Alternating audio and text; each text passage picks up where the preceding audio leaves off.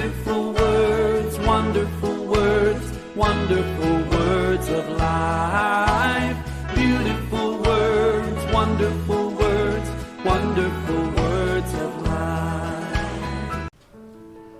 ದೇವರ ಪರಿಶುದ್ಧವಾದ ನಾಮಕ್ಕೆ ಸ್ತೋತ್ರವಾಗಲಿ. ನಾವು ಅನೇಕ ದಿನಗಳಿಂದ ಕರ್ತನಾದಂಥ ಯೇಸು ಕ್ರಿಸ್ತನ ವಿಚಾರವಾಗಿ ನಾವು ಧ್ಯಾನ ಮಾಡ್ತಾ ಇದ್ದೇವೆ.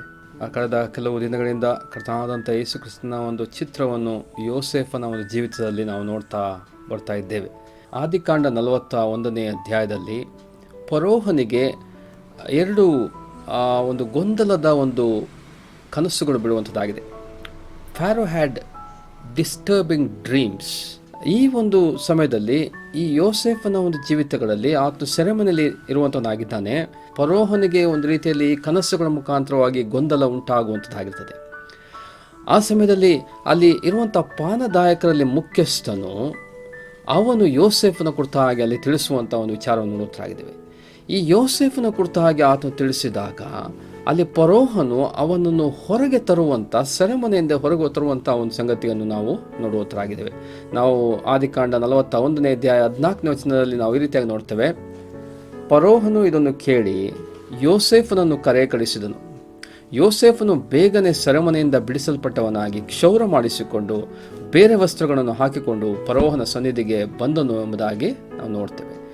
ಇಲ್ಲಿ ಫರೋಹನ ಸನ್ನಿಧಿಗೆ ಯೋಸೇಫನು, ಸೆರೆಮನೆಯಿದ್ದಂಥ ಯೋಸೇಫನು ಫರೋಹನ ಸನ್ನಿಧಿಗೆ ಆತನು ಬರುವಂಥ ವಿಷಯವನ್ನು ನಾವು ಇಲ್ಲಿ ನೋಡುವಂತರಾಗಿದ್ದೇವೆ. ಕರ್ತನಾದಂಥ ಯೇಸು ಕ್ರಿಸ್ತನ ಜೀವಿತದಲ್ಲಿ ನಾವು ಆಲೋಚನೆ ಮಾಡುವಾಗ ಘೋರವಾದಂಥ ಶಿಲುಬೆಯ ಮರಣವನ್ನು ಆತನು ಅನುಭವಿಸುವಂಥ ಒಂದು ಸಂಗತಿಯನ್ನು ನಾವು ನೋಡುವಂತರಾಗಿದ್ದೇವೆ.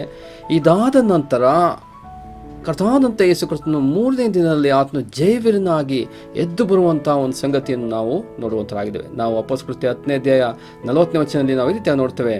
ಆತನನ್ನು ಮರದ ಕಂಬಕ್ಕೆ ತೂಗು ಹಾಕಿಕೊಂಡರು. ದೇವರು ಆತನನ್ನು 3ನೇ ದಿನದಲ್ಲಿ ಎಬ್ಬಿಸಿ ಪ್ರತ್ಯಕ್ಷನಾಗುವಂತೆ ಮಾಡಿದನು ಎಂಬುದಾಗಿ ನಾವು ನೋಡುವಂತರಾಗಿದ್ದೇವೆ. ಕರ್ತನಾದಂಥ ಯೇಸು ಕ್ರಿಸ್ತನು ಆತನ ಮರಣವನ್ನು ಜಯಿಸಿ ಎದ್ದು ಬಂದಂಥ ಒಂದು ಚಿತ್ರವನ್ನು ನಾವು ಯೋಸೇಫನ ಜೀವಿತದಲ್ಲಿ ನಾವು ನೋಡುವಂತರಾಗಿದ್ದೇವೆ.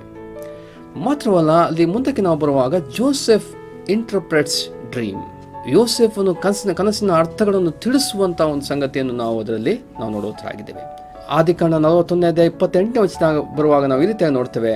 ದೇವರು ತಾನು ಮಾಡಬೇಕೆಂದಿರುವುದನ್ನು ತಮಗೆ ತಿಳಿಸಿದ್ದಾನೆಂಬುದಾಗಿ ನಾನು ಅರಿಕೆ ಮಾಡಿದನಷ್ಟೇ ಎಂಬುದಾಗಿ ಯೋಸೇಫನು ಫರೋಹನಿಗೆ ಹೇಳುವಂಥ ಒಂದು ಸಂಗತಿಯನ್ನು ನೋಡುವಂತರಾಗಿದ್ದೇವೆ. ದೇವರು ಏನು ಮಾಡಬೇಕೆಂದಿದ್ದಾನೆ ಎಂಬಂಥ ಒಂದು ಸಂಗತಿಯನ್ನು ಯೋಸೇಫನ ಮುಖಾಂತರವಾಗಿ ಅಲ್ಲಿ ಫರೋಹನಿಗೆ ತಿಳಿಸಿದಂಥ ಒಂದು ಸಂಗತಿಯನ್ನು ನಾವು ಇದರಲ್ಲಿ ನಾವು ನೋಡುವಂತರಾಗಿದ್ದೇವೆ.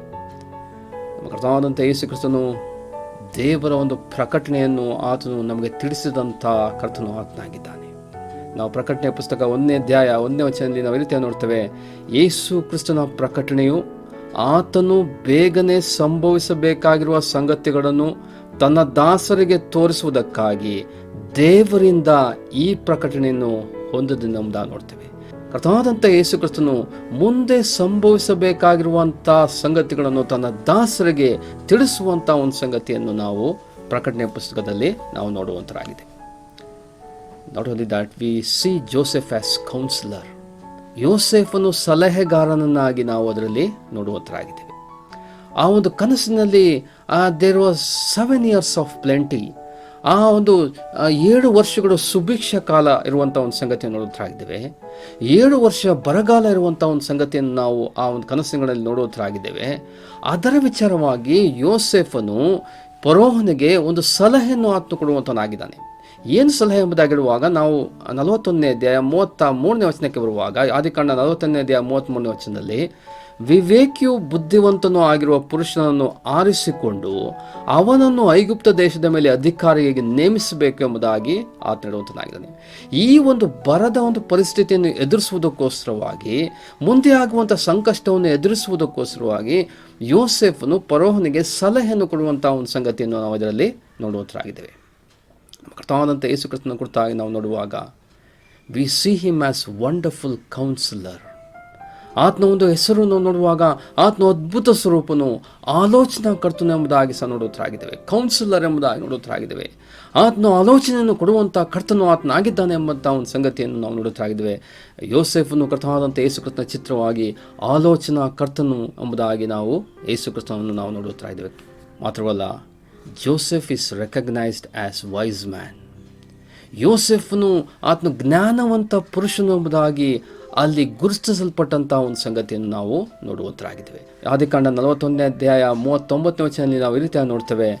ಫರೋಹನು ತನ್ನ ಪರಿವಾರದವರಿಗೆ, ಈತನಲ್ಲಿ ದೇವರ ಆತ್ಮ ಉಂಟಲ್ಲ, ಈತನಿಗಿಂತ ಯೋಗ್ಯನಾದ ಪುರುಷನು ನಮಗೆ ಸಿಕ್ಕಾನೆ ಎಂದು ಹೇಳಿ ಯೋಸೆಫನಿಗೆ, ದೇವರು ಇದನ್ನೆಲ್ಲ ನಿನಗೆ ತಿಳಿಸಿರುವುದರಿಂದ ನಿನಗೆ ಸಮಾನನಾದ ಬುದ್ಧಿ ವಿವೇಕಗಳುಳ್ಳ ಪುರುಷನು ಯಾವನೂ ಇಲ್ಲ ಎಂಬುದಾಗಿ ಅಲ್ಲಿ ಫರೋಹನು ಯೋಸೆಫನ ಕುರಿತಾಗಿ ತಿಳಿಸುವಂಥ ಒಂದು ಸಂಗತಿ ನೋಡುತ್ತರಾಗಿದ್ದೇವೆ. ನಿನ್ನಂಥ ಜ್ಞಾನವಿರುವಂಥ, ನಿನ್ನಂಥ ವಿವೇಕವಿರುವಂಥ ಪುರುಷನು, ದೇವರಾತ್ಮನ ಇರುವಂಥ ಒಂದು ಪುರುಷನು ಯಾರೂ ಸಹ ಇಲ್ಲ ಎಂಬುದಾಗಿ ಯೋಸೆಫನನ್ನು ಗುರುತಿಸುವಂಥ ಒಂದು ಸಂಗತಿಯನ್ನು ನಾವು ನೋಡುತ್ತರಾಗಿದ್ದೇವೆ.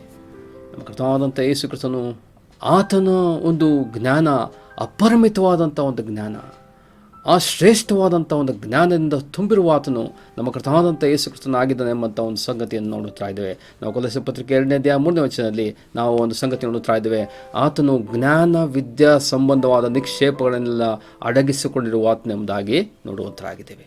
ನಾವು ಕರ್ತನಾದಂಥ ಯೇಸು ಕ್ರಿಸ್ತನಾತನು ಈ ಲೋಕದಲ್ಲಿರುವಾಗ ಅನೇಕರು ಹೇಳಿದಂಥ ಮಾತು, ಈತನಿಗೆ ಒಂದು ವಾಕ್ಚಾತುರ್ಯ ಹೇಗೆ ಬಂತು ಎಂಬುದಾಗಿ ಆಶ್ಚರ್ಯಚಕಿತರಾಗುವಂಥ ಒಂದು ಸಂಗತಿಯನ್ನು ನಾವು ನೋಡುತ್ತರಾಗಿದ್ದೇವೆ. ಮತ್ತಾಯನ ಬರೆದ ಸುವಾರ್ತೆ 13ನೇ ಅಧ್ಯಾಯ 54ನೇ ವಚನ ನಾವು ರೀತಿಯಾಗಿ ನೋಡ್ತೇವೆ. ಇವನಿಗೆ ಈ ಜ್ಞಾನವು, ಈ ಮಹತ್ ಕಾರ್ಯಗಳು ಎಲ್ಲಿಂದ ಬಂದಿದ್ದಾವು ಎಂಬುದಾಗಿ ಅಲ್ಲಿ ಪ್ರಶ್ನೆ ಮಾಡುವಂಥ ಒಂದು ಸಂಗತಿಯನ್ನು ನಾವು ನೋಡುತ್ತರಾಗಿದ್ದೇವೆ. ಕರ್ತನಾದಂಥ ಯೇಸು ಕ್ರಿಸ್ತನ ಚಿತ್ರವಾಗಿ ಯೋಸೇಫನ ಒಂದು ಜ್ಞಾನವನ್ನು ನಾವು ನೋಡುವಂತರಾಗಿದ್ದೇವೆ. ಮಾತ್ರವಲ್ಲ, ಅಲ್ಲಿ ಮುಂದಕ್ಕೆ ನಾವು ಬರುವಾಗ ನೋಡುವಂತರಾಗಿದ್ದೇವೆ, Joseph is exalted to the throne. ಯೋಸೆಫನನ್ನು ಅಲ್ಲಿ ಸಿಂಹಾಸನಕ್ಕೆ ಏರಿಸುವಂತಹ ಒಂದು ಸಂಗತಿಯನ್ನು ಸಹ ನಾವು ನೋಡುತ್ತರಾಗಿದ್ದೇವೆ. ನಾವು 41ನೇ ಅಧ್ಯಾಯ 41 ಮತ್ತು 42ನೇ ವಚನಕ್ಕೆ ಬರುವಾಗ ನಾವು ಈ ರೀತಿಯಾಗಿ ನೋಡ್ತೇವೆ.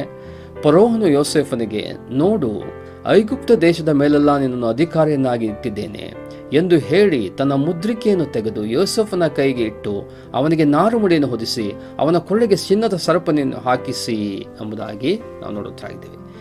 ಇಲ್ಲಿ ಯೋಸೆಫನನ್ನು ಅಲ್ಲಿ ಸಿಂಹಾಸನಕ್ಕೆ ಏರಿಸುವಂಥ ಒಂದು ವಿಷಯವನ್ನು ನಾವು ನೋಡುವಂತರಾಗಿದ್ದೇವೆ.